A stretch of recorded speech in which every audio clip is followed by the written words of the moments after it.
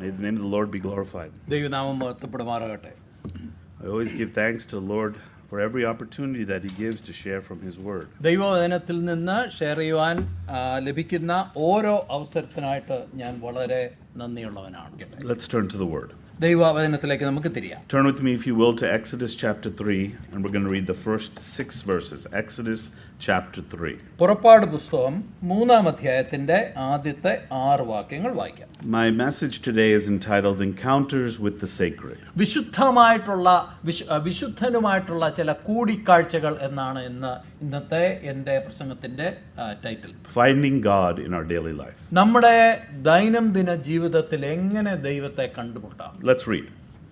Now Moses was tending the flock of Jethro, his father-in-law, the priest of Midian, and he led the flock to the back of the desert and came to Horeb, the mountain of God. And the angel of the Lord appeared to him in a flame of fire from the midst of a bush. So he looked, and behold, the bush was burning with fire, but the bush was not consumed. Then Moses said, I will now turn aside and see this great sight, why the bush does not burn. So when the Lord saw that he turned aside to look, God called to him from the midst of the bush and said, Moses, Moses. And he said, Here I am. Then he said, Do not draw near this place. Take your sandals off your feet, for the place where you stand is holy ground. Moreover, he said, I am the God of your father, the God of Abraham, the God of Isaac, and the God of Jacob. And Moses hid his face, for he was afraid to look upon God. May the Lord bless the reading of His Word. ദൈവവചനത്തിന്റെ വായനയെ ദൈവം ധാരാളമായിട്ട് അനുഗ്രഹിക്കട്ടെ. Over the course of the last maybe 10 years, when our children have reached a certain age, one of the things that the Lord has blessed us with as a family is the opportunity to travel. കഴിഞ്ഞ 10 വർഷങ്ങളായിട്ട് ഞങ്ങളുടെ മക്കളൊക്കെ അവരുടെ പഠനത്തിലോ ജീവിതത്തിലൊക്കെ പ്രത്യേക സാഹചര്യങ്ങളിലൊക്കെ വരുമ്പോൾ വളരെയധികം യാത്ര ചെയ്യുവാനുള്ള സാഹചര്യങ്ങൾ ഞങ്ങൾക്കുണ്ടായിട്ടുണ്ട്. We've been to many places, both here in the United States and around the world. അമേരിക്കയിലും അതുപോലെ ലോകത്തിന്റെ പല ഭാഗങ്ങൾ സന്ദർശിക്കുവാൻ ഞങ്ങൾക്ക് അവസരം ലഭിച്ചിട്ടുണ്ട്. Something we couldn't do when our children were little. ഞങ്ങളുടെ മക്കൾ വളരെ ചെറുതായിരുന്നപ്പോൾ അതിനുള്ള സാഹചര്യം ഞങ്ങൾക്കില്ലായിരുന്നു. We'll say that's the excuse and not the financial aspect of it. അതിനുള്ള ഒഴികഴിവ് അതാണെന്ന് നമുക്ക് തൽക്കാലമായിട്ടൊന്ന് കൺക്ലൂഡ് ചെയ്യാം. സാമ്പത്തിക കാര്യത്തിലേക്ക് ഞാൻ കടക്കുന്നില്ല. But now that we've been able to travel, one of the things that I've been incredibly overwhelmed with, one of the things that gives me great joy in my heart, is to see the many sights that this world has around us. അപ്പോൾ ഈ യാത്ര കഴിഞ്ഞ 10 വർഷങ്ങളിൽ നടത്തിയ യാത്രകളിലൂടെ എന്നെ വളരെയധികം സന്തോഷിപ്പിച്ച് ലോകത്തിലെ അമേരിക്കയിലും ലോകത്തിന്റെ പല ഭാഗത്തുള്ള പ്രധാന ചില സ്ഥലങ്ങൾ സന്ദർശിക്കുവാനിടയായി. And I want to share a few pictures that I took in some of the places. Now, this isn't an excuse for me to share vacation pictures, though it is. I just want to use this as an intro into our topic. ഞാൻ ഇന്ന് സംസാരിക്കുവാൻ പോകുന്ന ഈ വിഷയത്തിലേക്ക് ഉള്ള ഒരു പ്രവേശനം എന്ന നിലയിൽ ഞാൻ എടുത്ത ചില ഫോട്ടോകൾ, ഞങ്ങളുടെ യാത്രകളിൽ എടുത്ത ഫോട്ടോകൾ നിങ്ങളുമായിട്ട് പങ്കുവെക്കുവാൻ ആഗ്രഹിക്കുന്നു. One of the wonderful things that I love to do is to go and visit cathedrals. എനിക്ക് വളരെയധികം സന്തോഷം നൽകുന്ന ഒരു കാര്യം ലോകത്തിലെ വലിയ കത്തീഡ്രലുകൾ പോയി സന്ദർശിക്കുക എന്നുള്ളതാണ്. This is Canterbury Cathedral in Canterbury, England. We were there 2 weeks ago. 2 ആഴ്ച മുമ്പ് ഞങ്ങൾ കാൻറ്റർബറി കത്തീഡ്രൽ, ഇംഗ്ലണ്ടിലുള്ള ഈ വിശ്വവിഖ്യാതമായ ഈ cathedral സന്ദർശിക്കുവാൻ. This was originally a Catholic cathedral. Now it's an Anglican cathedral. ഇത് ആദ്യം ഒരു കത്തോലിക്കരുടെ ഒരു കത്തീഡ്രലായിട്ടാണ് പണിതെങ്കിൽ ഇപ്പോൾ അത് ആംഗ്ലിക്കൻ സഭയുടെ കയ്യിലാണ്. Over 1,000 years old. 1000-ലധികം വർഷങ്ങൾ പഴക്കമുണ്ട് ഈ കത്തീഡ്രലിന്. This cathedral, the reason I like to go to these cathedrals is to go into the primary nave, which I have a picture of. There's the nave at Canterbury Cathedral. Canterbury കത്തീഡ്രലിനകത്തേക്ക്, അതിൻ്റെ അടുത്തേക്ക്, ആ ഫ്രണ്ടിലേക്ക്, അല്ലെങ്കിൽ അൾത്താര എന്നൊക്കെ പറയുന്ന സ്ഥലത്തേക്ക് നടക്കുന്ന ആ സ്ഥലം എന്നെ വളരെയധികം ആകർഷിക്കുന്ന ഒരു സ്ഥലമാണ്. And when you walk into these places, you can't help but be awed by the architecture, by the stained glass, by the sort of the entire presentation that's before you. ഈ കത്തീഡ്രൽ, ഇതുപോലെയുള്ള കത്തീഡ്രലിലേക്ക് അങ്ങോട്ട് എടുക്കുമ്പോൾ അത് അതിന്റെ ശില്പം, അത് പണിയപ്പെട്ട രീതി, അവിടെ പ്രത്യേകിച്ചുള്ള പല നിറത്തിലുള്ള കണ്ണാടി ചില്ലുകൾ, അവിടെയൊക്കെ ചെല്ലുമ്പോൾ നമ്മളെ വേറെ ഏതോ ഒരു ശക്തിയെക്കുറിച്ച് നമ്മുടെ ജീവിതത്തിൽ നമ്മൾ പ്രത്യേകം ബോധവാന്മാരാകും. And you got to think, when this cathedral was first built 1,000 years ago, the people that went there, the vast majority of them couldn't read, so they couldn't even read the Word of God. ഇവിടെ ഈ കത്തീഡ്രലില് 1000-ലധികം വർഷങ്ങൾക്ക് മുമ്പ് പെടുന്ന ഈ കത്തീഡ്രലില് ആളുകൾ പോയി എത്തുമ്പോൾ അനേക സമയങ്ങളിൽ അവർക്ക് ദൈവവചനം വായിക്കുവാൻ കഴിഞ്ഞിരുന്നില്ല. So the only way they could understand the messages of God were based on what people were saying, what they were singing, looking at the stained glass window and seeing the pictures of the stories from the Bible. അപ്പോൾ അങ്ങനെ നിരക്ഷരായ ആളുകൾ വസിച്ചിരുന്ന ആ സമയത്ത് ദൈവവചനത്തിൽ നിന്ന് കേൾക്കുവാനും പാട്ടുകൾ പാടുവാനും ഈ നല്ല കളറിട്ട ഈ കണ്ണാടികളിലൊക്കെയുള്ള ആ പടങ്ങളിലൂടെയൊക്കെ മാത്രമേ അവർക്ക് ദൈവവചനവും ദൈവത്തിന്റെ ശബ്ദവും സ്വീകരിക്കുവാൻ കഴിഞ്ഞിരുന്നുള്ളൂ. And the communication that was trying to be given is the idea that this was a sacred space. This was a special space. This was a space where you can actually connect with God. ഇങ്ങനെയുള്ള കത്തീഡ്രലിൽ പണിത് അതിൻ്റെയൊക്കെ ഉദ്ദേശം എന്ന് പറയുന്നത് നൽകുന്ന സന്ദേശം, ഇവിടെ നിങ്ങൾ വരുമ്പോൾ ഇവിടുത്തെ കാര്യങ്ങളിൽ ആരാധനയിലൊക്കെ നിങ്ങൾ പങ്കെടുക്കുമ്പോൾ ദൈവത്തെ നിങ്ങൾക്ക് അഭിമുഖീകരിക്കുവാൻ കഴിയും എന്ന സന്ദേശമാണ് അവർ നൽകിയത്. Now we know we don't need architecture or stained glass or any of those things to give us a sense that God is here. ദൈവം നമ്മുടെ മധ്യത്തിലുണ്ട് എന്ന ഉള്ള ആ സത്യത്തെ നമുക്ക് മനസ്സിലാക്കേണ്ടതിന് നമുക്കറിയാം കത്തീഡ്രലോ അതുപോലെ സ്റ്റെയിൻ ഗ്ലാസോ ഇതുപോലത്തെ വലിയ കെട്ടിടങ്ങളുടെ ഒന്നും ആവശ്യമില്ല. But you can't help but go into this place and know that for over 1,000 years, this was a sacred space, at least for the people that came there, because this was a space that was set aside for the worship of God. എന്നാൽ Canterbury cathedral പോലെയുള്ള സ്ഥലങ്ങളിലേക്ക് ചെല്ലുമ്പോൾ ദൈവ സാന്നിധ്യത്തെക്കുറിച്ച് നമുക്കൊരു ബോധ്യം വരികയും ഈ സ്ഥലത്ത് കഴിഞ്ഞ 1000-ലധികം വർഷങ്ങളായിട്ട് ആളുകൾ വന്ന് ദൈവവചനം കേൾക്കുകയും ദൈവത്തിന്റെ സാന്നിധ്യം അനുഭവിക്കുകയും ചെയ്തു എന്ന വലിയ സത്യം നമ്മളെ തീർച്ചയായിട്ടും പിടിക്കും. In fact, they try to recreate that. Now, most of the people who go to Canterbury Cathedral now are tourists. ഇത് പല സ്ഥലങ്ങളിൽ ഇതുപോലെ തന്നെ പണിയുവാൻ അവർ ശ്രമിച്ചിട്ടുണ്ട്. ഇന്നത്തെ അവസ്ഥ എന്ന് പറയുന്നത് കാൻറ്റർബറി കത്തീഡ്രൽ ഇന്ന് സന്ദർശിക്കുന്ന നല്ല ഭൂരിഭാഗം ആളുകളും അവിടെ tourist സന്ദർശകരാണ്. They're just going there to see the architecture. ഇതിന്റെ ഈ വലിയ ശില്പം എന്താണെന്ന് കാണാൻ വേണ്ടിയാണ് ആളുകൾ പോകുന്നത്. But even with that, the ones who oversee the cathedral still try to maintain that sense of sacredness. There's a constant announcement to keep silent. You'll hear it over the announcement, over the speakers. They'll say, "Shh."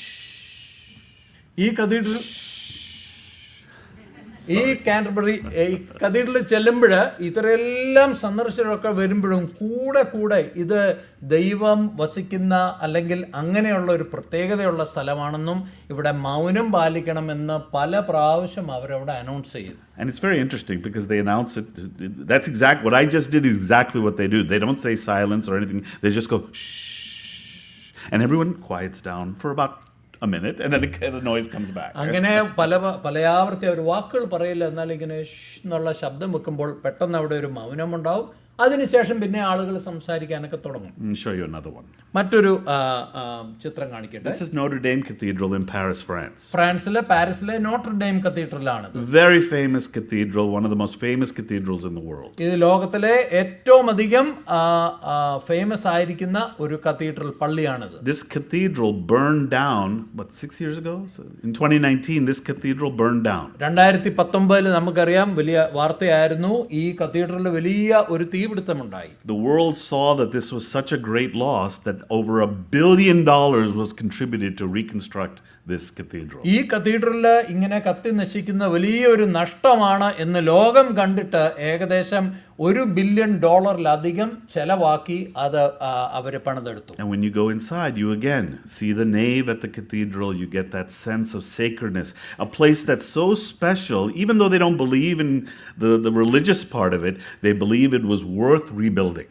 എന്നാൽ ഇന്ന് മതപരമായ കാരണങ്ങൾക്ക് വേണ്ടി മാത്രമല്ലെങ്കിലും ഇതിനകത്തേക്ക് കയറി ഈ സ്ഥലത്തേക്ക് നമ്മൾ അതിന് മുൻവശത്തേക്ക് നീങ്ങുമ്പോൾ അവിടെ ഒരു പ്രത്യേക ദൈവ സാന്നിധ്യമുണ്ട്. അതുകൊണ്ട് തന്നെ ആളുകൾ ഇത് വീണ്ടും പണിതെടുക്കണം എന്ന് അവർ തീരുമാനിക്കുകയായിരുന്നു. Again, that sense of sacredness, that idea that in some way we can connect to God if we create a space for it. നമ്മൾ വിശുദ്ധിയെ പ്രൊമോട്ട് ചെയ്യുന്ന നിലയിൽ ഒരു കെട്ടിടം പണിയുകയൊക്കെ ചെയ്താൽ തീർച്ചയായിട്ടും ദൈവത്തെ അവിടെ നമുക്ക് അഭിമുഖീകരിക്കാൻ പറ്റും എന്നുള്ള ഒരു വിശ്വാസമാണ് അവർക്കുള്ളത്. One more. This is my favorite.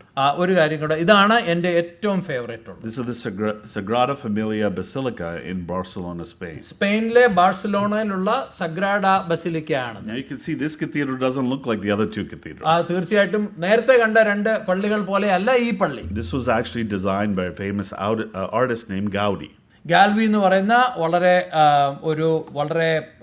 വിശ്വവിഖ്യാതനായ ഒരു ആർക്കിടെക്റ്റ് ആണ് ഇത് ഡിസൈൻ ചെയ്തത്. And this cathedral just completed its construction. You can see the cranes. When we went there, they were still building it, but it just completed the construction within the last 1 year. കഴിഞ്ഞ ഒരു വർഷത്തിന്റെ ഇടയ്ക്കാണ് ഈ കത്തീഡ്രലിന്റെ പണി പൂർണ്ണമായിട്ട് തീർന്ന് അവിടെ crane ഒക്കെ അവിടെ കാണാം, അവർ പണി നടന്നുകൊണ്ടിരിക്കുകയാണ്. It's a beautiful cathedral. Inside you can see all the light.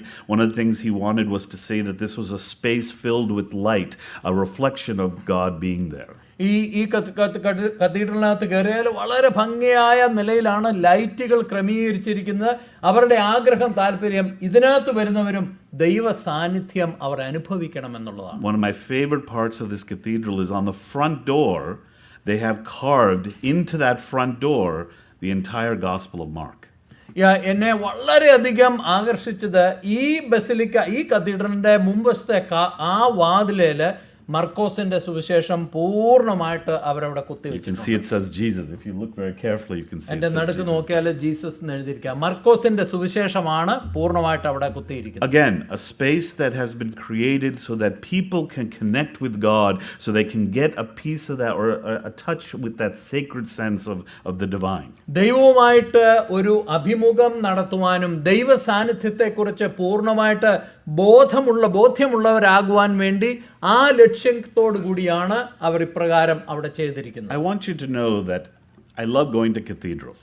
കത്തീഡ്രലുകളിൽ സന്ദർശിക്കുന്നത് എനിക്ക് വളരെ ഇഷ്ടമാണ്. But I will tell you there are other places where I can see where God can be connected with. അത് സത്യമായിരിക്കുമ്പോൾ തന്നെയും ദൈവത്തെ നേരിട്ട് കാണുവാനും ദൈവവുമായിട്ടൊരു ബന്ധം, ദൈവ സാന്നിധ്യത്തെക്കുറിച്ച് ബോധ്യം വരുവാനും ലോകത്ത് മറ്റനേക സ്ഥലങ്ങളുണ്ട്. In Luke chapter 19 verse 37 to 44 it says, "Then as he, Jesus, was drawing near the descent of the Mount of Olives, the whole multitude of the disciples began to rejoice and praise God with a loud voice for all the mighty works they had seen, saying, Blessed is the King who comes in the name of the Lord, peace in heaven and glory in the highest. And some of the Pharisees called to him from the crowd, Teacher, rebuke your disciples. But he answered and said to them, I tell you that if these should keep silent, the stones would immediately cry out." ലൂക്കോസ് 19:37-40 വരെയുള്ള വാക്യങ്ങളാണ് പറഞ്ഞത്. എൻ്റെ അവസാനം പറഞ്ഞ, നിങ്ങൾ മിണ്ടാതിരുന്നാൽ ഈ കല്ലുകൾ ആർക്കും. We don't need cathedrals to get a sense of God's presence. ദൈവ സാന്നിധ്യത്തെക്കുറിച്ച് നമുക്ക് ബോധ്യം വരണമെങ്കിൽ വലിയ കത്തീഡ്രലുകൾ അത്യാവശ്യമല്ല. Does anyone know what this is? ഇതെന്താണെന്ന് അറിയാമോ ആർക്കെങ്കിലും? These are the white cliffs of Dover. ഡോവറിലെ വൈറ്റ് ക്ലിഫ്സ് എന്ന് അറിയപ്പെടുന്ന the southern border of the English Isle. If you go there, you can see these white cliffs. They're all chalky. അവിടെ വളരെ ഇങ്ങനെ തൂക്കായിട്ട് താഴോട്ട് കിടക്കുന്ന നെടും തൂക്കായിട്ട് കിടക്കുന്ന സ്ഥലങ്ങളെ ശ്രദ്ധിച്ചാൽ അതിന് പൂർണ്ണമായിട്ടും ആ പാറയുടെ അതെല്ലാം വെളുത്ത നിറമാണ്. You can't help but stand at the edge of this cliffs and get a sense that God himself carved this into being. പ്രത്യേകിച്ച് ഈ സ്ഥലത്ത് പോയി നിന്ന് അതിൻ്റെ അരികിൽ പോയി നിൽക്കുമ്പോൾ ദൈവം തന്നെ ശില്പിയായിട്ട് ദൈവം ഉണ്ടാക്കിയെടുത്ത ഒരു സ്ഥലമാണ് ഇതെന്നുള്ള ആ വലിയ സത്യം നമ്മളെ വളരെ ശക്തിയായിട്ട് സന്ദർശിക്കും. This is a beautiful scene, right? ഇതും വളരെ ഭംഗിയുള്ള ഒരു സ്ഥലമാണ്. Well, this is actually the house. This is Claude Monet's house in Giverny, France. ഫ്രാൻസിലെ ജിവർണി എന്ന് പറഞ്ഞ സ്ഥലത്ത് ക്ലോഡ് മൊണെ എന്ന് പറയുന്ന വ്യക്തിയുടെ വീടാണ്. And for those of you who know a little bit about art, Claude Monet was a very famous artist from the late 19th century. 19ാം നൂറ്റാണ്ടിന്റെ അവസാന ഭാഗത്ത് ജീവിച്ചിരുന്ന വളരെ പ്രസിദ്ധി ആർജിച്ച ഒരു കലാകാരനായിരുന്നു Claude മൊണെ. And inspired by scenes like this, he painted some of the most beautiful landscapes that you'll ever see. ഇതുപോലെയുള്ള പ്രകൃതിയിലെ ദൃശ്യങ്ങൾ കണ്ടിട്ട് ക്ലോഡ് മൊണെ അനേക ചിത്രങ്ങൾ ഈ പ്രകൃതിയെക്കുറിച്ച് വരച്ചിട്ടുണ്ട്. But a painting of Monet is not like the original, like God painted himself. മൊണെ വരച്ച എല്ലാ ചിത്രങ്ങളും ഈ ദൈവം സൃഷ്ടിച്ച ഈ പ്രകൃതിയുടെ ഈ ചിത്രത്തിന്റെ അത്രയും ഭംഗിയില്ല. One more. ഒരു പടം രണ്ടെണ്ണം കൂടെ ഉണ്ട്. This is Lake Louise in Banff. Canada ബാൻഫിലുള്ള ലേക്ക് ലൂയിസ് ആണ്. If you ever get the opportunity, this is my favorite place. If you ever get the opportunity, go to the Canadian Rockies and go see the beauty of God's work in nature. ദൈവത്തിന്റെ പ്രകൃതിയിൽ ദൈവം സൃഷ്ടിച്ചിരിക്കുന്ന ഭംഗിയുടെ അതിന്റെ ഏറ്റവും climax നമ്മൾ കാണണമെങ്കിൽ Canadian Rocky പർവ്വത നിരകൾ നിങ്ങൾ സന്ദർശിക്കണം. We had the opportunity as a family to actually take a canoe and almost go to the very end of this lake. It's an amazing scene. ഒരു ചെറിയ തോണിയിൽ കയറി ഈ ലേക്കിന്റെ അങ്ങേ അറ്റം വരെ പോകാനുള്ള ഒരു അവസരം ഞങ്ങൾ കുടുംബമായിട്ട് With the snow-tipped mountains around you, this crystal blue water before you, you can't help but think that there's a God who created this. വളരെ തെളിഞ്ഞ നീല നിറത്തിലുള്ള വെള്ളം അങ്ങ് നമുക്ക് ചുറ്റും ഇതാ മഞ്ഞ് കൊണ്ട് നിറഞ്ഞിരിക്കുന്ന പർവ്വത നിരകളൊക്കെ കാണുമ്പോൾ തീർച്ചയായിട്ടും ദൈവമുണ്ട് എന്ന് നമുക്ക് ആഴത്തിൽ വിശ്വസിക്കാൻ. Last picture, I promise. അവസാനത്തെ ചിത്രം ഇതാണ്. This is Bow Lake in Banff National Park. ഇതും അത് തന്നെ ബാൻഫ് നാഷണൽ പാർക്കിലെ ബോ ലേക്ക് ആണ്. What's so impressive about this lake to me is the absolute stillness of the lake. See how the reflection? It's almost perfect. If I flip this picture over, you couldn't tell which is up and which is down. ഈ ചിത്രത്തിൽ നിങ്ങൾ കാണുമ്പോൾ അറിയാമിന്റെ ഒരു പ്രത്യേകത എന്ന് പറയുന്നത് ഈ ലേക്കില് അതിന്റെ വെള്ളം ഒരിക്കലും അനങ്ങുന്നില്ല. മറ്റൊരർത്ഥത്തിൽ പറഞ്ഞാൽ ഈ ചിത്രത്തെ ഒന്ന് തലകീഴായിട്ട് വെച്ചാലും ഇതുപോലെ തന്നെ ഇരിക്കുള്ളൂ. It's an amazing experience to be there and know that God created this. വളരെയധികം നമ്മുടെ കണ്ണുകളെ അഞ്ചിപ്പിക്കുന്ന തരം ഉള്ള ഈ കാഴ്ചകളൊക്കെ കാണുമ്പോൾ ഇതെല്ലാം സൃഷ്ടിച്ചത് നമ്മുടെ ദൈവമാണെന്നുള്ള സത്യം അത് ആണയിട്ട് പ്രഖ്യാപിക്കുകയാണ്. You know, God speaks to us in our experiences. ദൈവം നമ്മുടെ അനുഭവങ്ങളിലൂടെ നമ്മളോട് സംസാരിക്കും. God, when I go to place, and that's one of the things I really look forward to in these opportunities. You know, I know most of us when we travel, we go to see people. നമുക്കറിയാം നമ്മളൊക്കെ സാധാരണ യാത്ര ചെയ്യുമ്പോൾ നമുക്ക് പരിചയമുള്ളവരെയും കുടുംബക്കാരെയും ഒക്കെ കാണാൻ വേണ്ടിയാണ് പോകുന്നത്. And that's a blessing too. അത് വളരെ നല്ലൊരു കാര്യമാണ്. But this is what I look forward to. എന്നാൽ എൻ്റെ യാത്രകളിൽ ഞാൻ കൂടുതലായിട്ട് നോക്കിയിരിക്കുന്നത് ഇതുപോലെയുള്ള സ്ഥലങ്ങളിൽ ചെല്ലാനാണ്. To walk into a cathedral and just sit for a few moments and ponder God and how much He means to me. ഇങ്ങനെയുള്ള കത്തീഡ്രലുകളിൽ പോകുമ്പോൾ അവിടെ ചെന്ന് ഒരു 5-10 മിനിറ്റ് വളരെ ശാന്തമായിട്ടിരുന്ന് ദൈവം എത്ര വലിയവനാണെന്നും ആ ദൈവമായിട്ടാണല്ലോ എനിക്ക് ബന്ധമുള്ളതെന്നുള്ളതിനെ കുറിച്ച് ഓർക്കുവാൻ എനിക്ക് ഇടയാകാറുണ്ട്. Or to sit at a lake like this and just to think about that the God who created this beauty, who created this wonder, is the same God who's in my heart.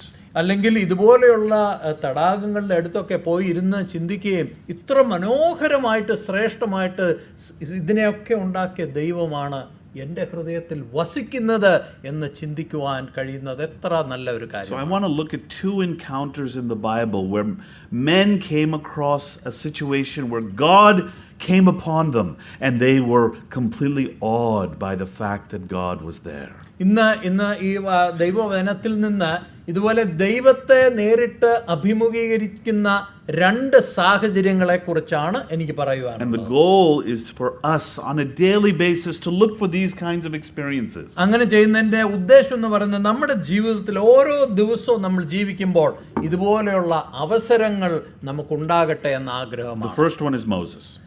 ആദ്യത്തെ വ്യക്തി മോശയാണ്. We read already the first 6 verses of chapter 3. I want to keep reading from verse 7 and down. ആദ്യത്തെ പുറപ്പാട് പുസ്തകം 3-ാം അധ്യായം ആദ്യത്തെ 6 വാക്യങ്ങൾ ഞാൻ വായിച്ചു.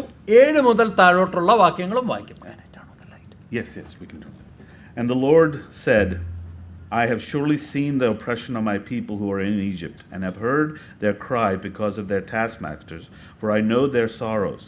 So I have come down to deliver them out of the hand of the Egyptians, and to bring them up from that land to a good and large land, to a land flowing with milk and honey, to the place of the Canaanites, with the Hittites and the Amorites and the Perizzites and the Hivites and the Jebusites. Now therefore, behold, the cry of the children of Israel has come to me, and I have also seen the oppression with which the Egyptians oppress them. Come now therefore, and I will send you to Pharaoh, that you may bring my people, the children of Israel, out of Egypt.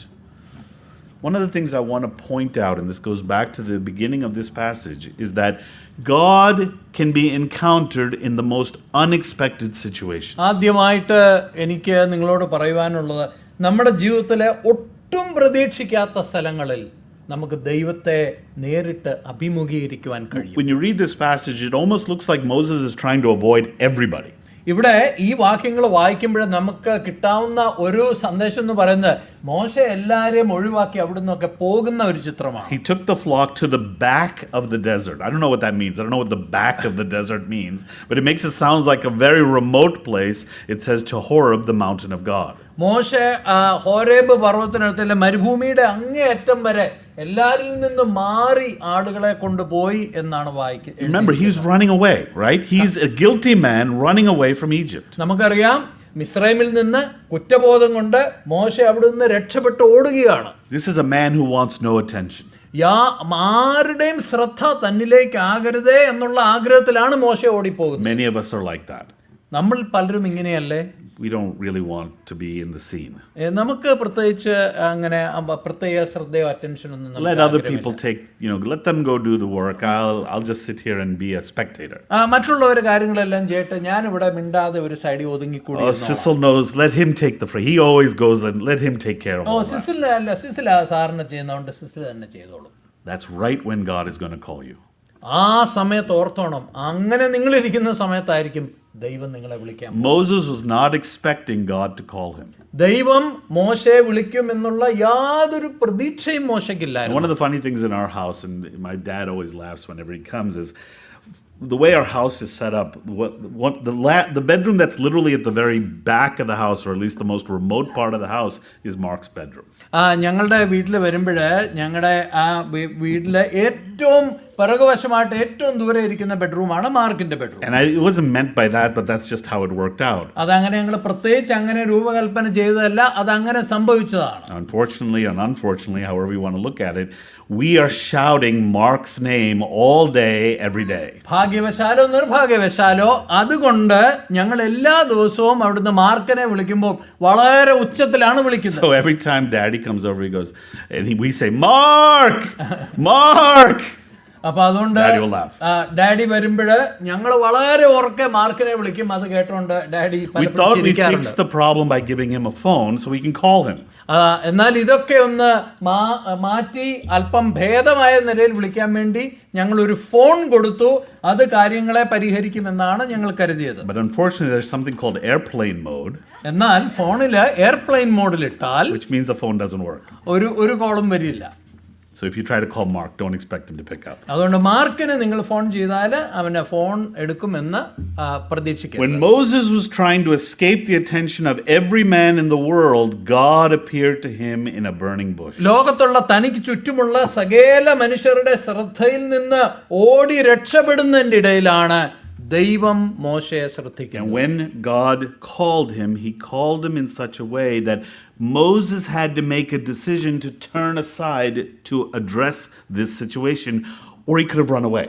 ദൈവം മോശയെ വിളിക്കുന്ന സമയത്ത് വളരെ നിർണായക ഘട്ടമാണ്. ഒന്നുകിൽ മോശ ദൈവം പറയുന്ന കാര്യങ്ങൾ കേട്ടുകൊണ്ട് അത് അനുസരിക്കണം, അല്ലെങ്കിൽ ആ സാഹചര്യത്തിൽ നിന്ന് പരിപൂർണമായിട്ട് പിന്തിരിഞ്ഞു. Look at the phrasing there in chapter 3 verse 3 and verse 4. It says, "Then Moses said, I will now turn aside and see this great sight, why the bush does not burn. So when the Lord saw that he turned aside, then God called to him." 3-4 വാക്യങ്ങളിലെ മുൾപടർപ്പ് വെന്തു പോകാതിരിക്കുന്ന ഈ വലിയ കാഴ്ച എന്തെന്ന് ഞാൻ നോക്കട്ടെ എന്ന് മോശ പറഞ്ഞു. നോക്കേണ്ടതിന് അവൻ വരുന്നത് യഹോവ കണ്ടപ്പോൾ ദൈവം മുൾപടർപ്പിന്റെ നടുവിൽ നിന്ന് അവനെ Moses didn't have to turn toward the burning bush. He could have walked away. മോശ ഈ സമയത്ത് ആ തീച്ചൂളയിലേക്ക് പോകേണ്ട ആവശ്യമില്ല. അത് അവിടെ കടന്ന് കത്തിക്കോട്ടെ എന്ന് പറഞ്ഞ് തിരിഞ്ഞു പോകാമായിരുന്നു. God comes to us every day. He wants us to pay attention to him. but we have to make the choice to turn to Him. എല്ലാ ദിവസവും വിവിധ സാഹചര്യങ്ങളിലൂടെ ദൈവം നമ്മുടെ അടുത്തേക്ക് വരുന്നുണ്ട്. എന്നാൽ ആ ദൈവത്തെ കാണുന്നതിന് വേണ്ടി നമ്മൾ നമ്മുടെ ശ്രദ്ധ ദൈവത്തെങ്കിലേക്ക് തിരിക്കേണ്ടത് ആവശ്യമാണ്. And when we do, He calls us and describes to us what He needs from us. അങ്ങനെ നമ്മൾ ദൈവത്തിലേക്ക് ശ്രദ്ധ തിരിക്കുമ്പോൾ നാം എന്താണ് ചെയ്യേണ്ടതെന്നും നമ്മുടെ ജീവിതത്തെക്കുറിച്ചുള്ള ദൗത്യം എന്താണെന്നും ദൈവം നമുക്ക് വെളിപ്പെടുത്തി തരും. When God calls us, the second thing I want to point out is that He calls us for most holy and sacred purposes. രണ്ടാമതായിട്ട് എനിക്ക് ഓർപ്പിക്കുവാനുള്ളത്, നമ്മൾ ദൈവത്തെങ്കിലേക്ക് ശ്രദ്ധ തിരിച്ച് ദൈവം പറയുന്നത് കേൾക്കുമ്പോൾ ദൈവം നമ്മളെ ഏൽപ്പിക്കുന്ന ദൗത്യം എന്ന് പറയുന്ന വളരെ വലുതും വിശുദ്ധവുമായ ഒരു ദൗത്യമാണ്. He told him, "Do not draw near. Take your sandals off your feet, for the place where you stand is holy." Dealing with God is a holy thing. It's not something to be taken lightly. It's not applying to a college and hoping you get into that college. It's not like going to your job every day and punching the clock. It's not like going to the store. It's a holy matter when God calls you and wants to address you. കോളേജിലേക്ക് application അയക്കുന്ന പോലെയോ അല്ലെങ്കിൽ നമ്മൾ ജോലിയിൽ പോയി അല്ലെങ്കിൽ ഒരു കടയിൽ പോയി ഒക്കെ ചെയ്യുന്ന പോലെ സാധാരണ നിലയിൽ ചെയ്യുന്ന ഒരു കാര്യമല്ല. ദൈവം നമ്മളെ വിളിക്കുമ്പോൾ, മോശ മുൾപ്പടർപ്പിനടുത്തേക്ക് ചെന്നപ്പോൾ ദൈവം പറഞ്ഞു, നീ നിൽക്കുന്ന സ്ഥലം വിശുദ്ധമാണ്, കാലിലെ ചെരുപ്പഴിക്കാൻ പറഞ്ഞു. ദൈവം നമ്മളെ വിളിക്കുമ്പോൾ അത് വിശുദ്ധിയിലേക്കുള്ള ഒരു വിളിയാണ്. We could have gone to all these places and just walked right by without having any sense of what God has done there. ഈ സ്ഥലങ്ങൾ ഞാൻ ഈ പടങ്ങളൊക്കെ കാണിച്ച സ്ഥലങ്ങളിലൂടെ സന്ദർശകരായിട്ട് അത് കൊള്ളാമെന്ന് പറഞ്ഞ് പുറത്തോടെയൊക്കെ കണ്ട് അങ്ങനെ പോകാം. എന്നാൽ അതിനകത്ത് കയറി ദൈവത്തിന്റെ സാന്നിധ്യത്തെ കുറിച്ചുള്ള ആ ഒരു ബോധ്യം ഞങ്ങൾക്ക് നഷ്ടമായേനെ. Okay, say, "Oh, that's a nice mountain. അതൊരു നല്ല മലയാണല്ലോ" എന്ന് പറയാം. Oh, that's a nice lake. അല്ലെങ്കിൽ ആ ലേക്ക് എത്ര ഭംഗിയായിരിക്കുന്നു എന്ന് പറയാം. That's a really nice Dover. That's a nice cliff. I'm hungry. Let me go to get lunch. അതുകൊണ്ട് അതുപോലെ ആ ഡോവർ ക്ലിഫ്സിലൊക്കെ ചെന്ന് കാണാൻ നല്ല രസമാണ്, എനിക്ക് വിശക്കുന്നു, നമുക്ക് പോയി കഴിക്കാം എന്ന് പറഞ്ഞ് തിരിഞ്ഞു നടക്കാം. But if you take a moment, you'll hear God saying, "I'm calling you for holy and sacred and wondrous reasons.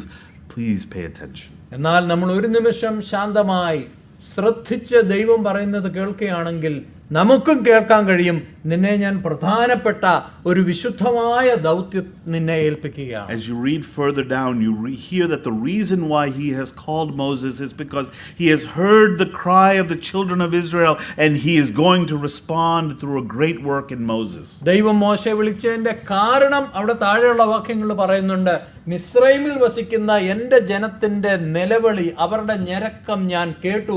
മോശെ, ഞാൻ നിന്നെ നിയോഗിക്കുകയാണ് അവരെ അവിടുന്ന് വിടുവിക്കുന്നതിന് വേണ്ടി. God calls us, no matter what station we are in life, in our sorrows, in our joys, in our wonders, even in our mundane daily life. He's calling us because He's watching us. He's looking over us. He cares for us. ദൈവം നമ്മളെ നമ്മുടെ ജീവിതത്തിലെ ഏത് നാഴികക്കല്ലിന്റെ വക്കിലാണെങ്കിലും ദൈവം നമ്മളെ വിളിക്കുകയും നമ്മളോട് സംസാരിക്കുകയും ചില ദൗത്യങ്ങൾ ദൈവം നമ്മെ ഏൽപ്പിക്കുകയും ചെയ്യും. One of the things we love at our house is Elena loves to tell long stories. ഞങ്ങളുടെ വീട്ടിൽ അലേനയ്ക്ക് വളരെ ദീർഘമായ സംഭവങ്ങളൊക്കെ വിവരിക്കുവാൻ വളരെ ഇഷ്ടമാണ്. About a minute and a half in, we both all start talking about something else, and she hates that because she hasn't finished the story. അലേന കഥ പറഞ്ഞു ഒരു മിനിറ്റ് കഴിയുമ്പോൾ ഞങ്ങൾ അവിടെ ബാക്കിയുള്ളവരിരുന്ന് മറ്റു കാര്യങ്ങൾ പറയുകയും അത് അവളെ വളരെയധികം ഇറിറ്റേറ്റ് ചെയ്യുകയും ചെയ്യും. We keep telling her, "You need to learn how to get to the point." ഞങ്ങൾ പറയും, നീ പെട്ടെന്ന് കാര്യങ്ങൾ പറയാൻ പഠിക്കണം കേട്ടോ. Even last night, there was a story she was telling us. It took her 5 minutes to tell the story. In those 5 minutes, we heard 3 other stories from people at the table. ഇന്നലെ രാത്രിയിലും 5 മിനിറ്റിൽ ഞങ്ങളോട് ചില കാര്യങ്ങൾ പറഞ്ഞുകൊണ്ടിരുന്നപ്പോൾ തന്നെ ഞങ്ങൾ മറ്റു പല സംഭാഷണങ്ങളിൽ നിന്ന് 3 വ്യത്യസ്തമായ സംഭവങ്ങളെ കുറിച്ച് കേട്ടു. But God is not like that. എന്നാൽ ദൈവം അങ്ങനെയല്ല. He can hear you. He wants to hear you, and He will listen to every word you have to say. But you got to talk to Him. നിങ്ങൾക്ക് പറയാനുള്ളത് ദൈവം കേൾക്കും. നിങ്ങൾ പറയുന്ന ഓരോ വാക്കും ദൈവം ശ്രദ്ധിക്കും. എന്നാൽ നിങ്ങൾ ദൈവത്തോട് സംസാരിക്കുവാൻ മനസ്സൊരുക്കമുള്ളവരായിരിക്കണം. Now, when He talks to you, He may put a task before you, and so we must be prepared. നമ്മൾ ദൈവത്തെ അഭിമുഖീകരിക്കുമ്പോൾ വളരെയധികം തയ്യാറെടുപ്പ് വേണം. കാരണം ദൈവവുമായിട്ട് നമ്മൾ സംസാരിക്കുകയും ദൈവം പറയുന്നത് ശ്രദ്ധിക്കുകയും ചെയ്യുമ്പോൾ ചില പ്രത്യേക ദൗത്യങ്ങൾ ദൈവം നിങ്ങളെ ഏൽപ്പിച്ചേ. Verse 9 he says, I hear the cry of the children of Israel. Verse 10 he says, come now therefore I will send you. 9-ാം വാക്യത്തില് ഇസ്രായേൽ മക്കളുടെ നിലവിളി എൻ്റെ അടുക്കൽ എത്തിയിരിക്കുന്നു. 10-ാം വാക്യത്തിൽ പറയുന്നു, ആകയാൽ വരിക, നീ എൻ്റെ ജനമായ ഇസ്രായേൽ മക്കളെ നയിക്കേണ്ടതിന്. You are going to be the instrument of my work to save the children of Israel, to save the line of salvation that will lead to Jesus. Israel മക്കളെ അവരുടെ ഞെരുക്കത്തിലും കഷ്ടതയിൽ നിന്നും വിടുവിക്കുവാൻ വേണ്ടി ഞാൻ ഉപയോഗിക്കുവാൻ പോകുന്ന വ്യക്തി നീയാണ്. അതിലൂടെ കർത്താവായ യേശു ക്രിസ്തുവിൽ വന്ന് അവസാനിക്കുന്ന ആ വലിയ രക്ഷാപദ്ധതിയുടെ ആരംഭം മോശയിലാണ്. How do you react to that? അതിനോട് എങ്ങനെയാണ് How do you പ്രതികരിക്കുന്നത്? think Moses reacted to that? മോശ എങ്ങനെയാണ് ഇതിനോട് We പ്രതികരിച്ചത്? know how he reacted. He started giving excuses. നമുക്കറിയാം, മോശ ധാരാളം ഒഴികഴിവുകൾ പറയാൻ. He gave all kinds of excuses. എല്ലാ തരത്തിലുള്ള ഒഴികഴിവുകളും പറഞ്ഞു. Yes, when God calls you to his task, to the building of his kingdom, you may feel under-equipped, overwhelmed, you may feel anxiety, you may feel fear, you may feel like you're not worthy, but there's a very special thing that God promises us here. തീർച്ചയായിട്ടും ദൈവം നമ്മളെ ഒരു കാര്യം വിളിക്കുകയും ദൈവരാജ്യത്തിന്റെ അഭിവൃദ്ധിക്ക് വേണ്ടി നമ്മളെ ഉപയോഗിക്കുവാൻ നമ്മളെ നിയോഗിക്കുകയും ചെയ്യുമ്പോൾ തീർച്ചയായിട്ടും നമ്മളതിന് തയ്യാറെടുപ്പുള്ളവരല്ല, നമുക്കതിന് കഴിവില്ല എന്നുള്ളതെല്ലാം വരുമെങ്കിലും ദൈവം തീർച്ചയായിട്ടും ആ ദൗത്യം നമ്മളെ ഏൽപ്പിക്കും. Look at verse 12. 12-ാം വാക്യം. I didn't read verse 12. 12-ാം വാക്യം ഞാൻ വായിച്ചില്ല. But there's a phrase there that I think is amazing. And if you haven't underlined this in your Bible, you should. Verse 12. So he said, I will certainly be with you. 12-ാം വാക്യത്തില് ഒരു പ്രത്യേക പദപ്രയോഗം കൊടുത്തിട്ടുണ്ട്. അതിന് അവൻ ഞാൻ നിന്നോട് കൂടെ ഇരിക്കും. Yeah, here it says certainly. In Malayalam it doesn't say ഇംഗ്ലീഷില് certainly. certainly അല്ലെങ്കിൽ തീർച്ചയായും എന്ന പദം ഉണ്ട്, മലയാളത്തിലെ കൊടുത്തിട്ടില്ല. And that's not anybody saying that. That's God saying that. ഇത് സാധാരണ ഒരു മനുഷ്യന്റെ വാക്കല്ല, ഇത് ദൈവം പറയുന്ന വാക്യമാണ്. God is not saying, you go on your own, you go take care of this and come back and tell me how it turns out. മോശെ, ഞാൻ നിന്നെ ഏൽപ്പിക്കുന്ന ഈ ദൗത്യം ഇതാണ്, നീ പോയി ഇതെല്ലാം ചെയ്തിട്ട് എങ്ങനെയുണ്ടെന്ന് തിരിച്ച് ഒരു റിപ്പോർട്ട് തരിക എന്ന് പറഞ്ഞ് അവിടെ നിർത്തുകയല്ല ദൈവം. No, he's going to go with you and certainly go with you. ദൈവം പറയാണ്, മോശെ ഇതാണ് നിന്റെ ദൗത്യം, ഞാൻ തീർച്ചയായിട്ടും നിന്റെ കൂടെയുണ്ട്. And the sign that you have achieved what I've set you out is you're going to bring these people out and you're going to come back to this spot again. എന്നിട്ട് ദൈവം പറയുന്നു, ഈ ഞാൻ നിന്നെ ഏൽപ്പിക്കുന്ന ദൗത്യം പൂർത്തീകരിക്കുന്നതിന്റെ അടയാളം നീ അവരെ ഇസ്രായേൽ മക്കളെ വീണ്ടെടുത്തിട്ട് ഇതേ സ്ഥലത്ത് പർവ്വതത്തിൽ വന്ന് നീ എന്നെ ആരാധിക്കും.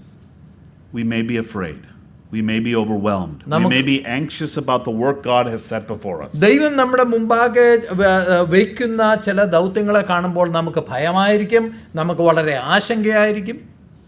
But God is with us. എന്നാൽ ദൈവം നമ്മുടെ കൂടെ He തീർച്ചയായിട്ടും is certainly with us. അവൻ തീർച്ചയായിട്ടും നമ്മുടെ കൂടെയുണ്ട്. You know, I don't necessarily need cathedrals and mountains and lakes to know that God is with us. ദൈവം നമ്മുടെ കൂടെ ഉണ്ട് എന്നതിനെ അത് ബോധ്യമാക്കുവാൻ വേണ്ടി കത്തീഡ്രലുകളോ നല്ല ഭംഗിയുള്ള തടാകങ്ങളോ ഒന്നും ആവശ്യമില്ല. I can come to a simple room like this. എനിക്ക് ഇതുപോലെയുള്ള ഒരു സാധാരണ ഒരു മുറിയിലേക്ക് വരാം. And I can hear the stories of how God has worked in people's lives to change them, to make them know that God is with them. അവരുടെ ഇവിടെ വരുന്ന ഓരോ വ്യക്തികളുടെ ജീവിതത്തിലും ദൈവം എങ്ങനെയാണ് പ്രവർത്തിച്ചിട്ടുള്ളതെന്നുള്ള സാക്ഷ്യങ്ങൾ വഴിയും ദൈവവചനം വഴിയും എനിക്ക് ദൈവ സാന്നിധ്യത്തെക്കുറിച്ച് പൂർണ്ണ ബോധ്യമുണ്ടാകും. I know in our assemblies and our gatherings our women don't really speak. നമ്മുടെ സഭയുടെ മീറ്റിങ്ങുകളിലൊക്കെ സ്ത്രീകൾ സാധാരണ സംസാരിക്കില്ല. But when they get the opportunity to share their testimonies, I'm telling you, it is a glory to God to hear how God works in their lives. എന്നാൽ നമുക്ക് വളരെ ചുരുക്കമായിട്ട് ചില സന്ദർഭങ്ങളിൽ നമ്മുടെ സഹോദരിമാർ എഴുന്നേറ്റ് ദൈവം അവരുടെ ജീവിതത്തിൽ ചെയ്ത കാര്യങ്ങളെക്കുറിച്ച് സാക്ഷ്യപ്പെടുത്തുമ്പോൾ അത് എൻ്റെ ഹൃദയത്തെ വളരെയധികം സ്പർശിക്കാറുണ്ട്. You all heard Minnie's testimony last week. കഴിഞ്ഞ ആഴ്ച മിനിയുടെ സാക്ഷി നിങ്ങൾ കേട്ടു. Wasn't it great? I mean, she kept going and going. She hadn't shared a testimony in all the time that she had been here. And she just kept going and saying all the amazing ways God has blessed her. കഴിഞ്ഞ ആഴ്ച mini ഇവിടെ നിന്ന് അവരുടെ ജീവിതാനുഭവങ്ങൾ സാക്ഷ്യം പറഞ്ഞപ്പോൾ പറഞ്ഞു, ഞാൻ ആരുടെ അടുത്ത് ഇതുവരെ പറഞ്ഞിട്ടില്ല, അനേക കാര്യങ്ങൾ പറയുവാനുണ്ടായിരുന്നു. Do you remember a few months ago, Brother Shanti Mama shared her testimony about how she had to deal with Preston and Unni and all those things? I mean, there are some amazing stories in this room of what God has done because we have put, people have put their trust in God and God delivered them. ചില മാസങ്ങൾക്ക് മുമ്പ് പ്രിയ ശാന്തിമാമയെ നമ്മുടെ അടുത്ത് തൻ്റെ സാക്ഷ്യം പറഞ്ഞു. ഇതിലൂടെയൊക്കെ ഉടനീളം അനേക സാക്ഷ്യങ്ങളിലൂടെ മനസ്സിലാകുന്നത് എങ്ങനെ നമ്മുടെ സഭയിലുള്ള ആളുകൾ ദൈവത്തെ ആശ്രയിച്ച് ദൈവത്തെ വിശ്വസിച്ച് മുമ്പോട്ട് പോകുന്നു എന്നുള്ള ആ ഒരു സത്യത്തെയാണ് വിളിച്ചത്. You all have that story. നിങ്ങൾക്ക് എല്ലാവർക്കും ഇതുപോലെയുള്ള സാക്ഷ്യങ്ങളുണ്ട്. You don't need a cathedral. You don't need a mountain to tell you that God is great. ദൈവം വലിയവനാണ് എന്ന് നമ്മളോട് പറഞ്ഞുറപ്പിക്കുവാൻ ഒരു കത്തീഡ്രലോ ഒരു തടാകത്തിന്റെയോ ഒരു പർവ്വതത്തിന്റെയോ ആവശ്യമില്ല. Some of you young people may say, "Oh, I don't know that." ഒരുപക്ഷെ വളരെ ചെറുപ്പക്കാരായിട്ടൊക്കെ പറയുമ്പോൾ എനിക്ക് ഈ കാര്യങ്ങളൊന്നും അങ്ങോട്ട് മനസ്സിലാകുന്നില്ല. This is why you should listen to your parents.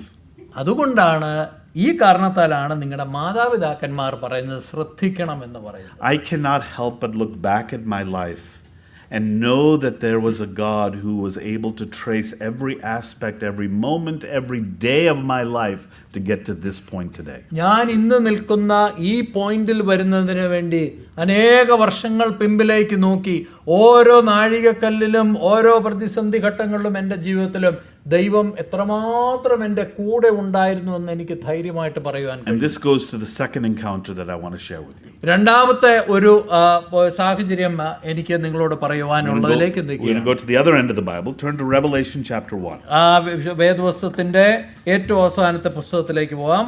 വെളിപ്പാട് പുസ്തകം 1-ാം അധ്യായം. We're going to look at John's encounter with Jesus Christ. കർത്താവായ യേശുക്രിസ്തുവും യോഹന്നാനുമായിട്ടുള്ള ആ ഒരു സന്ധി സംഭാഷണം. Again, when he came across Jesus in his previous life, he saw him as a man. He saw him as a man who walked this earth, who ate food, who breathed air, who drank water, and who ultimately bled and died on a cross. ഈ 1-ാം അധ്യായത്തിന്റെ അവിടെ വന്ന് നിൽക്കുമ്പോൾ യോഹന്നാന്റെ മനസ്സിൽ കർത്താവിനെ കുറിച്ചുള്ള കാഴ്ച ഈ ഭൂമിയിൽ വന്നു, ജീവിച്ചു, അവരോട് ഒരുമിച്ച് ഭക്ഷണം കഴിച്ചു, അനേക അത്ഭുത പ്രവൃത്തികൾ ചെയ്തു, തന്റെ രക്തം വരെ ചിന്തി, കാൽവറി ക്രൂശിൽ മരിച്ചു, ഉയർത്തെഴുന്നേറ്റു. അങ്ങനെയുള്ള ഒരു കർത്താവിനെയാണ് യോഹന്നാൻ മനസ്സിലാക്കിയത്. But now he sees him in a different way. എന്നാൽ ഈ ഘട്ടത്തിൽ മറ്റൊരു ചിത്രമാണ് യോഹന്നാനുള്ളത്. Revelation chapter 1 starting with verse 9. വെളിപ്പാട് പുസ്തകം 1-ാം അധ്യായത്തിന്റെ 9 മുതൽ ഉള്ള വാക്യങ്ങൾ. I, John, both your brother and companion in the tribulation and kingdom and patience of Jesus Christ, was on the island that is called Patmos for the word of God and for the testimony of Jesus Christ. I was in the Spirit on the Lord's day, and I heard behind me a loud voice as of a trumpet, saying, I am the Alpha and the Omega, the first and the last. And what you see, write in a book, and send it to the 7 churches which are in Asia, to Ephesus, to Smyrna, to Pergamos, to Thyatira, to Sardis, to Philadelphia, and to Laodicea. Then I turned to see the voice that spoke with me. And having turned, I saw 7 golden lampstands. In the midst of the 7 lampstands, one like the Son of Man, clothed with a garment down to the feet, and girded about the chest with a golden band. His head and hair were white like wool, as white as snow, and his eyes were like a flame of fire. His feet were like fine brass, as if refined in a furnace, and his voice as the sound of many waters. He had in his right hand 7 stars. Out of his mouth went a sharp 2-edged sword, and his countenance was like the sun shining in its strength. And when I saw him, I fell at his feet as dead. But he laid his right hand on me, saying to me, Do not be afraid. I am the first and the last. I am he who lives and was dead, and behold, I am alive forevermore. Amen. And I have the keys of Hades and of death. Write the things which you have seen, and the things which are, and the things which will take place after this. The mystery of the 7 stars which you saw in my right hand, and the 7 golden lampstands. The 7 stars are the angels of the 7 churches, and the 7 lampstands which you saw are the 7 churches. May his name be glorified. What an amazing picture of Jesus. കർത്താവായ യേശുക്രിസ്തുവിന്റെ എത്ര നിസ്തുല്യമായ ഒരു ചിത്രമാണത്. Sometimes when we encounter God in our daily life, he's doing it simply for the purpose of us turning toward worship, to ascribe worth to him. നമ്മുടെ ദൈനംദിന ജീവിതത്തിൽ കർത്താവുമായിട്ട് ദൈവമായിട്ടുള്ള ചില സംഭാഷണങ്ങളും ചില ഇടപെടലിൻ്റെ ഒക്കെ ഉദ്ദേശം നമ്മൾ കർത്താവിലേക്ക് തിരിഞ്ഞ് അവനെ നമസ്കരിക്കണം, ആരാധിക്കണം എന്നുള്ളതാണ്. John was in the Spirit on the Lord's day. He was already in a preparatory state of mind to see God.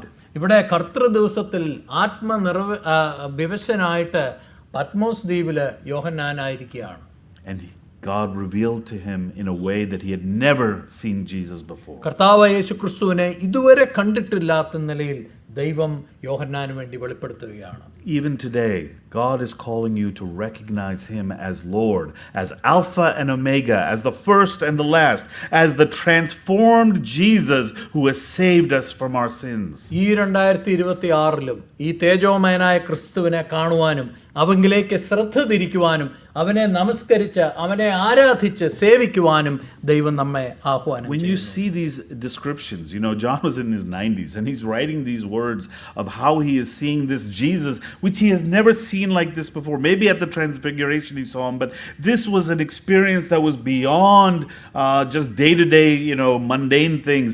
This was truly a sacred experience. ഏകദേശം 90 വയസ്സെങ്കിലുമുള്ള യോഹന്നാൻ കർത്താവായ യേശു ക്രിസ്തുവിനെ നേരത്തെ കണ്ടതിനും വളരെ വിപരീതമായിട്ട് വിശുദ്ധനായിട്ട് തന്നെ കർത്താവ് താൻ തന്നെ യോഹന്നാന് വേണ്ടി പ്രത്യക്ഷനാകുകയാണ്. One of the things about all those pictures I showed you is that they are generally inaccessible places.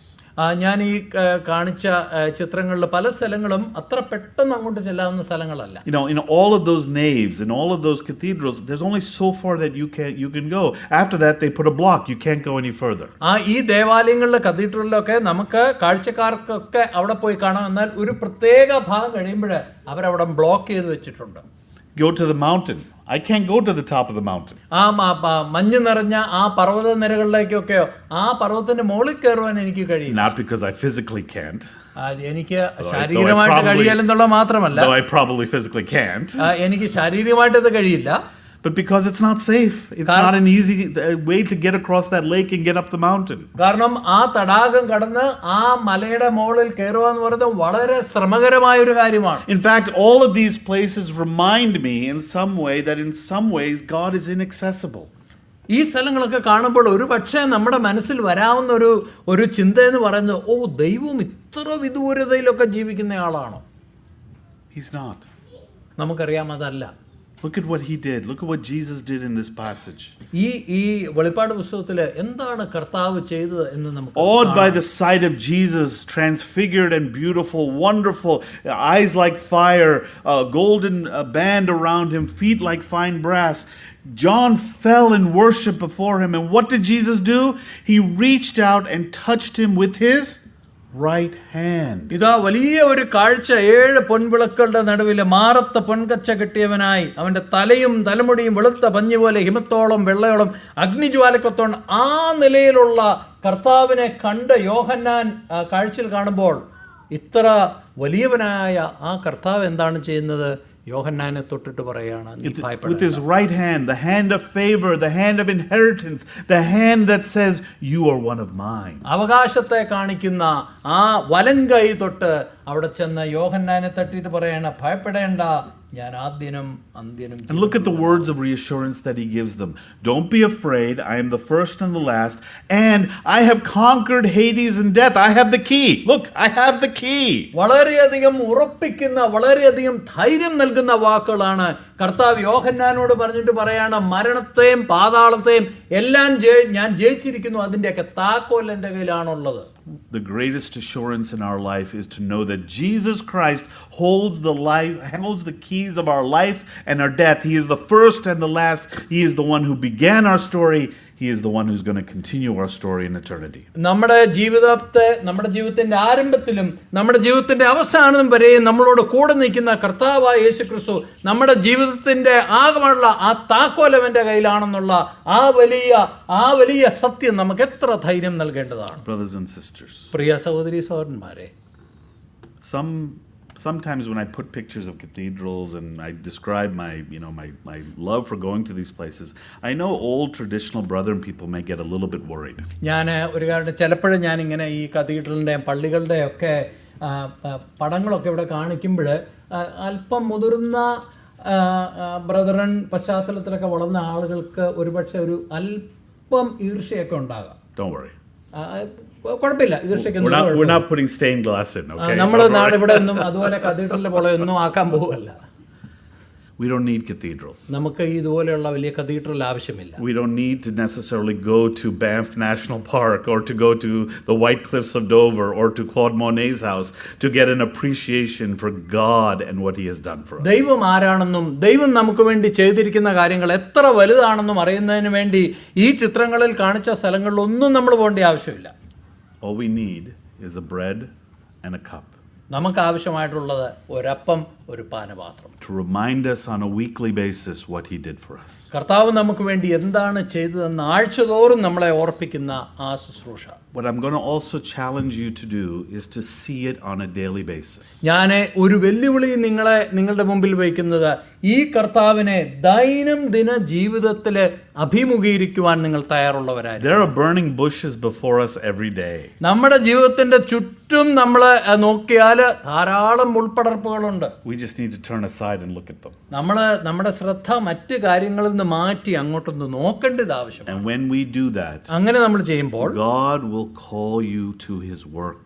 ദൈവം തന്റെ ദൗത്യത്തിന് വേണ്ടി നിങ്ങളെ തീർച്ചയായിട്ടും And വിളിക്കും. He will certainly be with you. തീർച്ചയായിട്ടും കർത്താവ് നിങ്ങളോട് കൂടെ ഇരിക്കും. I'm going to close with the story. ഈ ഒരു കഥ പറഞ്ഞുകൊണ്ട് ഞാൻ അവസാനിപ്പിക്കുകയാണ്. There was a day in my life where God spoke to me in a way that He has never spoke before. എൻ്റെ ജീവിതത്തിലെ ഒരു പ്രത്യേക ഒരു ദിവസമുണ്ട്. ആ ദിവസം ദൈവം ഇതുവരെയും എന്നോട് സംസാരിച്ചിട്ടില്ലാത്ത വണ്ണം സംസാരിച്ച ഒരു ദിവസമായിരുന്നത്. It was the day Jake was born. ആ ദിവസം ജേക്ക് പിറന്ന ദിവസമാണ്. When that baby came in to this world, ആ കുഞ്ഞ് ഈ ഭൂമിയിലേക്ക് വന്നപ്പോൾ, and they gave the baby to me to hold, ആ കുഞ്ഞിനെ എൻ്റെ കയ്യിൽ തന്നു. you know what I felt in my heart? ഞാൻ എന്താണ് എൻ്റെ ഹൃദയത്തിൽ എനിക്ക് തോന്നിയെന്നറിയാമോ? Fear. ഭയമായിരുന്നു. It's like, what am I going to do with this? ഈ കുഞ്ഞ് എൻ്റെ കൈ കിട്ടി, എന്താ ഈ കുഞ്ഞിനെ കൊണ്ട് ചെയ്യേണ്ടതെന്ന് എനിക്കറിയില്ല. I don't have the strength, the ability, the power, the know-how. I definitely don't have the example of the father I need to be to raise this child. ഈ കുഞ്ഞിനെ വളർത്തിക്കൊണ്ടുവരുവാനുള്ള പ്രത്യേക കഴിവുകളോ ആ ധൈര്യമോ അതൊന്നും എനിക്കില്ല. But you know, I don't know if you do this, but I do this all the time. Whenever you have a newborn baby, you just put the baby's head to your face and you breathe in that new life.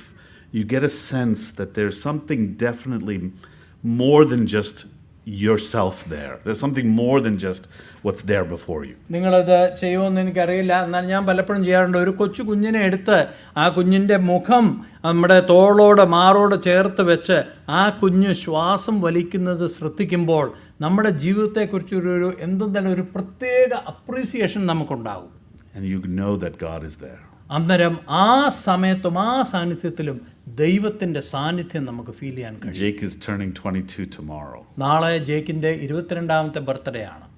He graduated from college this year. കോളേജിൽ നിന്ന് ഈ വർഷം graduate ചെയ്തു. I don't know if I've done a good job. Only you can answer that question. ഞാൻ ഒരു പിതാവ് എന്ന നിലയിൽ നല്ല ഒരു എൻ്റെ കർത്തവ്യം നിർവഹിച്ചോ ഒന്നും എനിക്ക് അറിയില്ല. നിങ്ങൾക്ക് ഒരു പക്ഷേ സാക്ഷ്യപ്പെടുത്താം. But now he's in God's hands. എന്നാൽ ഇപ്പോൾ ജേക്ക് ദൈവത്തിന്റെ കയ്യിലാണ്.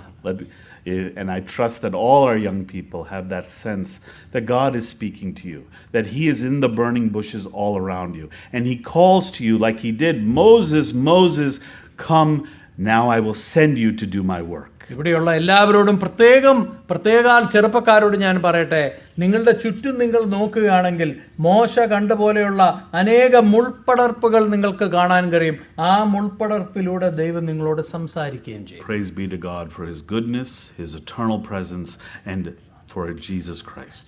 ദൈവത്തിന്റെ നന്മയ്ക്കും നിത്യമായ സാന്നിധ്യത്തിനും എല്ലാറ്റിലും ഉപരിയായി തന്റെ പുത്രനായ യേശു ക്രിസ്തുവിനുമായിട്ട് ഞാൻ ദൈവത്തിന് നന്ദി പറയുന്നു.